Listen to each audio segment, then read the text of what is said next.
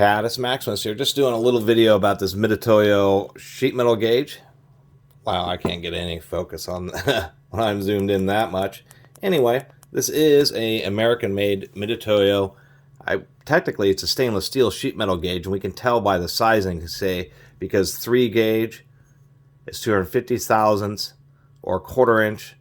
0 gauge is 5/16, or 3125.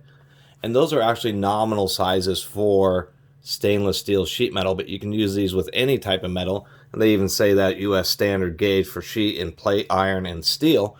And that's due to a strange quirk of gauges of metal and why they're confusing. This gauge by Mitutoyo itself, I like it. It's standard, really standard. All these gauges seem to be based on an identical pattern. I have an American-made product engineering one, and this Mitutoyo is just, essentially a carbon copy. As far as the Mitutoyo is just a little bit dinged up. I did find this used, but it's kind of nice to have one of these gauges as a beater and then have like a really fresh, nice one. And I just thought it was neat that Mitutoyo actually does have a plant, or at least did at one point, and did manufacture some products in the United States. I thought they were all Japan, so I thought that was pretty cool.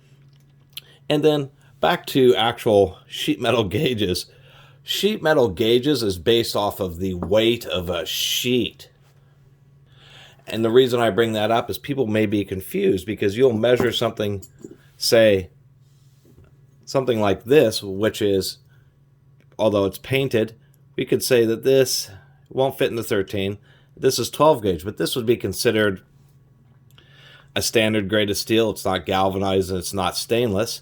And so but it's a little bit loose at 12 gauge. Even though it is 12 gauge, we know it's just way too loose in 11, and it won't fit in the 13. And that's how these gauges work. Essentially, a stainless steel gauge works for regular steels, because I'm trying to say this right.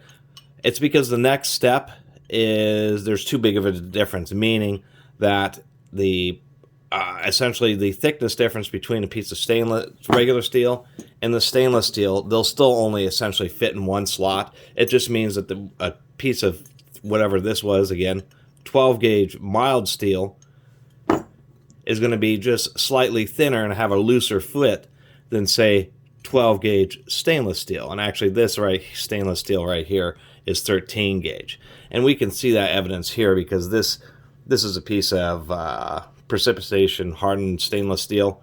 I think it was like 15.5 or something like that, 13.8. And it fits super duper tight. Like, it's a really tight fit in there. And that's because it's a nominal size. And so when they make these type of steel gauges, they make them so that they'll fit the thickest material for a given gauge that happens to be stainless steel. And then you realize that they work just fine with any other type of steel, even really thick. This is plate right here that this wrench was made out of, just knowing that it's going to be just a little bit of a loose fit. Actually, in this case, it's pretty tight, but this has been stamped and rolled over. Oh, now I got it stuck in there. You do have to be kind of careful. This little example will be a better example. So when you're using mild steels or that type of stuff, it just won't, God, I'm all bunged up here. When you're using mild steels, you just realize that they're going to have more play in the specific slot than if you're measuring a piece of stainless steel. And then that's the whole deal with these gauges. They're just for you to easily be able to measure and get the thickness of a piece of sheet material. This is actually pretty thin. I won't quite fit there. It's not 30 gauge. Actually, this may be 30 gauge. I think this is actually 30 gauge. And so that's one thing, is you do want to kind of treat these gauges a little bit more nicely. Let's see if this really is 30. Yeah, so this is 30 gauge.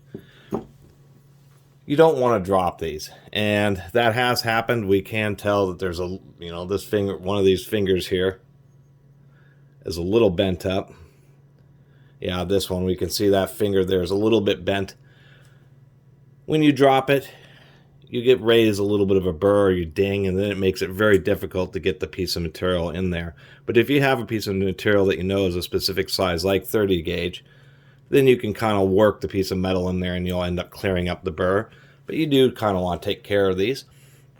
But they're just certainly handy because they just make for a quick reference chart for you to be able to tell how thick a piece of metal is without having to bust out and read some calipers. All you have to do is just take a piece of material and then figure out what slot it wants to fit into, and you've got a specific gauge.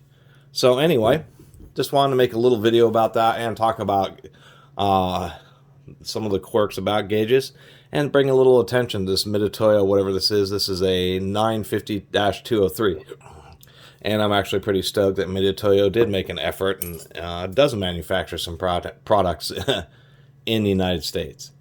Anyway, I really appreciate everybody who's been watching and subscribing. If you haven't subscribed, please do. Till next time, Catus Maximus out.